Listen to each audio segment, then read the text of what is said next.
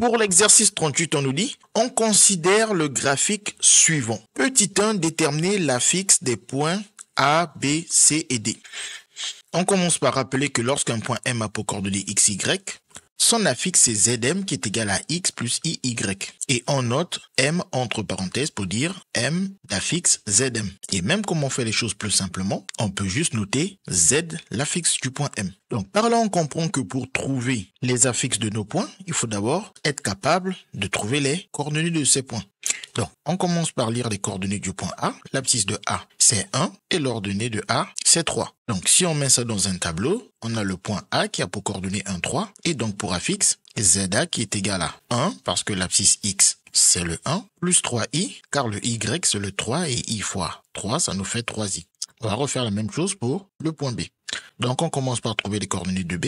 B est là pour abscisse 3 et pour ordonnée 2. Donc, l'affixe de B, on commence par son abscisse 3, puis on met son ordonnée qui est bien évidemment plus 2 et on n'oublie pas le i. On fait la même chose pour le point C. Le point C a pour abscisse moins 2 et comme il est sur l'axe des abscisses, tous les points de l'axe des abscisses ont pour ordonnée 0. Donc, C a pour ordonnée 0. Tout comme tous les points de l'axe des ordonnées ont pour abscisse 0. Une fois qu'on a les coordonnées de C, on peut facilement trouver son affixe. Donc ZC, on commence par son abscisse moins 2 et ensuite plus 0i. Mais 0i, on sait que ça fait au 0, donc plus 0. On va juste écrire que l'affixe de C, c'est moins 2.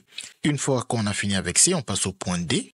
On commence par trouver les coordonnées de D. D est un point de l'axe des ordonnées, donc son abscisse est égal à 0. Et son ordonnée se lie à la position où il se trouve. Son ordonnée, c'est moins 3. Une fois qu'on a compris que D a pour coordonnées 0, moins 3, on va écrire l'affixe de D. Donc, l'affixe de D que l'on note ZD, on commence par son abscisse 0. Et ici, on ne va pas mettre plus moins 3i. Plus et moins, on va directement mettre moins 3i. Et comme le 0, ça sert à rien de l'écrire, on va directement dire que l'affixe de D, c'est moins 3i. Voilà, on a trouvé l'affixe de nos 4 points. Puis on passe à la question 2, on nous dit déterminer l'affixe des vecteurs AB et CD. On rappelle que pour calculer les coordonnées du vecteur AB, on fait fin moins 2b. C'est-à-dire qu'on écrit d'abord les coordonnées du point B qui se trouve à la fin. Donc comme on dit vecteur AB, B à la fin, on commence par les coordonnées de B, X de B, Y de B, moins le 2b, c'est-à-dire comme on dit AB, au début il y a A, donc moins les coordonnées de A, XA, YA. Mais nous ici, on nous demande plutôt les affixes. Il y a une similitude d'écriture entre les coordonnées d'un vecteur et son affixe. L'affixe du vecteur AB, ça fait ZB moins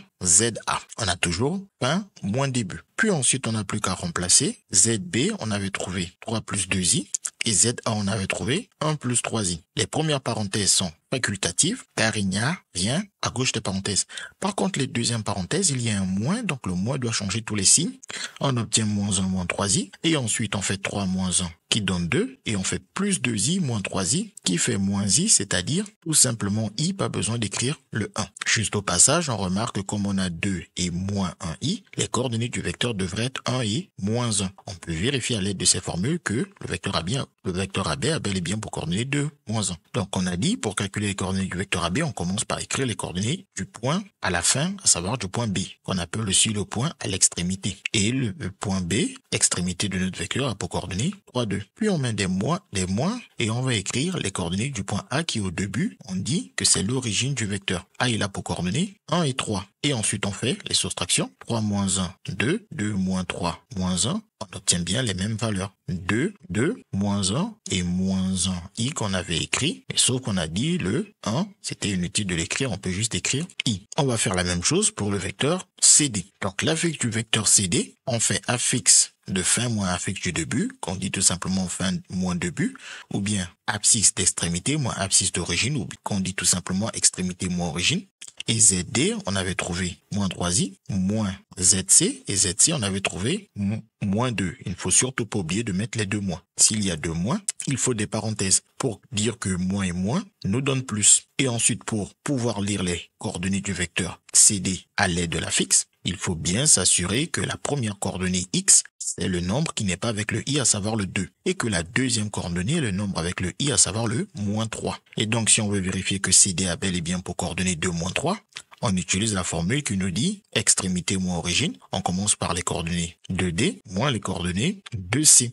Ensuite, on remplace xd et yd par les valeurs qu'on a trouvées, 0 et moins 3. Puis on met les moins et on va mettre les coordonnées de c. On les a trouvées ici. C'est moins 2 et 0. Et comme il y a 2 moins, on met le moins 2 entre parenthèses.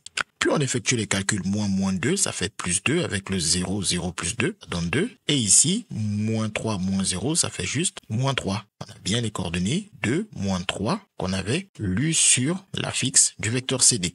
CQFD, ce qu'il fallait découvrir. Donc bien savoir faire le lien entre coordonnées d'un vecteur et affixe de ce vecteur ou coordonnées d'un point et affixe de ce point.